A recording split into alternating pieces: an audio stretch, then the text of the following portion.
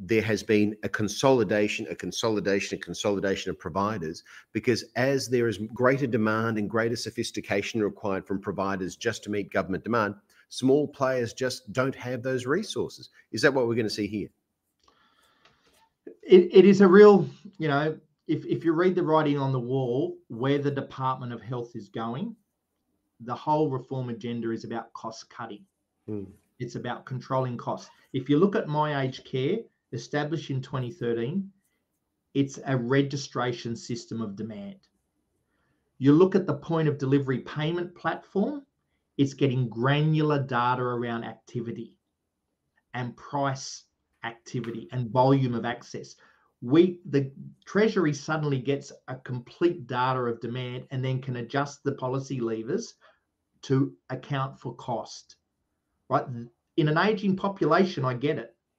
Cost is from the pub to the public compared to competing priorities, where there's economic challenges ahead of us, where there's more older people than working people, challenges around tax and public priorities. It is a real important thing, but the key is design that is rushed is not going to produce the right outcome in terms of balancing viability, fiscal policy versus quality policy. And this is where we've seen Paul Sadler, who's the interim CEO for the incoming Aged and Community Care Providers Association, has said it, 70-year legacy of CHSP providers. You can track it back 70 years. We don't want to throw that out with a reform a pace approach. We want flexibility, keep everyone in the boat as we build this thing. And that's about considered co-design. We don't want cultural specific services to get out of the boat. We want them to stay in the boat. We want flexibility mechanisms, viability mechanisms to keep them there. So the challenge as a peak body is to engage with an incoming government, draw attention to some of the vulnerabilities in the existing design, but put forward a solution for a way forward.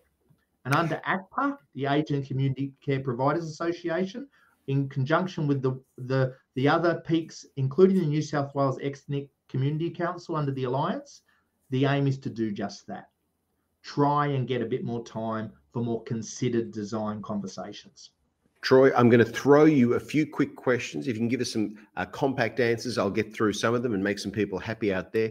Emma asks, regarding that 2-hour minimum, which is the only thing I've seen reported in the media about these reforms, and it said something like, workers have a lot more than just the time they spend with clients, client-facing hours. There's often prep, cleanup, admin. Will these hours not be covered? Question. So this is the question of, what does it actually cost for a 2-hour shift?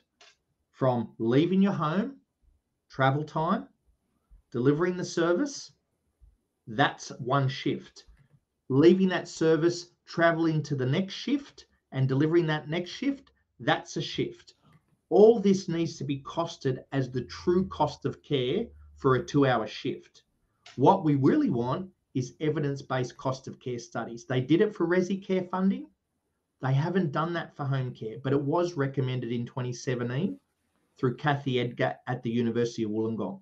So that'll be one of the advocacy points going forward is, can we do some evidence-based cost of care studies in finalising pricing and informing the pricing authority going forward?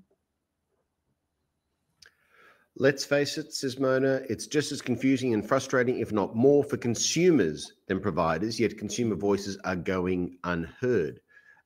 Would you concur with that take on things? Yeah, look, a lot of uncertainty. It's very nerve-wracking when you rely on these services day to day and you worry whether you get enough money to get what you need to keep you at home. The last thing people want to do is leave their home. This is where they feel secure and safe, and security and safety is a key part of quality mental health. So I get it. I get consumers are very nervous in the current environment. That's why it's really important that we all engage as one strong voice. Work with your providers in communicating to your local members of parliament and government around considered design relative to the Royal Commission recommendations. Troy, Our time is at an end. I've thrown a question up, a live poll. As a result of what you've heard about CHSP reforms, are you feeling reasonably prepared, underprepared, or option 3, what CHSP reforms? Now, if you're choosing that option, you've probably been at the wrong conference all day. It's 3:14. You've wasted it. Yeah, it's a hard question. My suggestion to providers, Brett, is you need to get engaged. You need to get informed. It doesn't give you the solution, but if you understand a problem correctly, you'll have a better chance of finding the right solutions and planning, engaging with your executives, engaging with thought leadership in designing a transition approach and accounting for risk. Information is key. Well, you can see those results there. 90% of people feeling underprepared at this stage. But it's a fundamental, monumental reform. And I remember with the NDIA or NDIS coming on board, the endless forums and training and trials in the Hunter and all of that. I personally haven't got that sense that we're getting our head around this, and it's quite an existential, well, if not threat, possibility. Troy, where can we go for more information? If someone's feeling underprepared. So your peak body is the first place to start. Go to your peak body, talk about today or other engagements, and get active conversations happening.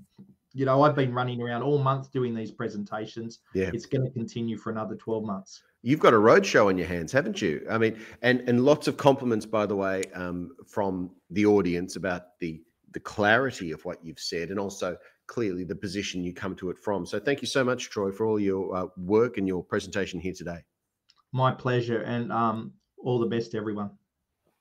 Troy Speirs there, Senior Policy Advisor with Laser. Goodness me, that's a big deal coming our way.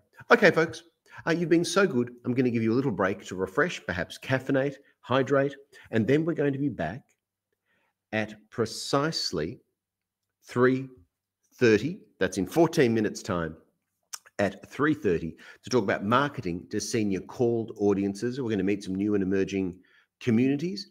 And then if you're very good, I might let you get on with your own personal life, but not quite yet. So we'll see you sharp at 3:30. And I think we're going to show some videos as well in case you need something to help you pass the time. Thanks.